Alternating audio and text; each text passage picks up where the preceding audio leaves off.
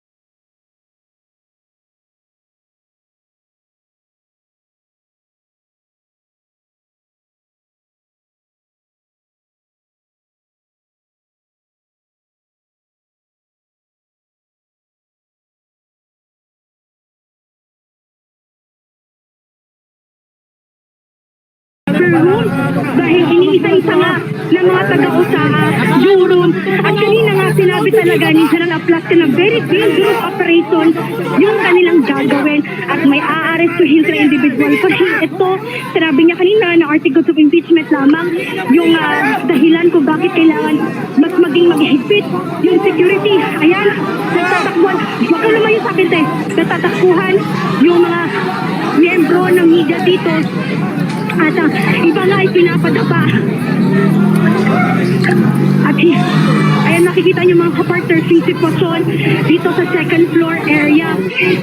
Dahil kanina nga may informasyon tayo na may informasyon binigay sa atin na nasa vicinity lang talaga ng Senado itong mga NBI agent Admare Jade. Okay. Ayan, yung ibang area, yung ibang area dito ay pinapatayan nga ng ilaw. Yan, nakita natin si mukhang si ano yan, no? Si OSA Chief Plaska. Yes. Ito. Ayan, magbibigay sa ng update. Pakinggan natin ang Mar. Sir, ano pong nangyayari, sir? Any update lang po, sir? At may mga sunod-sunod po na mga pagputok na mga baril. Ayan, pag inuutok na nila na yun yung ilaw dahil pinatay na. Sir, anong meron, sir? At may hinahanap sila at MV na hindi natin alam at inuutusan lamang nila na patayin yung ilaw. At yun nga, sinasabi nga ako sa pinapaalis nga ako sa area, no, yung mga members ng media at even yung mga empleyado ng Senado. MJ Admar. Kita natin kanina sa screen, Sheena, yung isang cameraman natin may feed pababa ng ground floor. Sarado pa rin ba ang buong Senate building? MJ, sinabi ko nga kanina, naka-lockdown talaga yung buong Senado.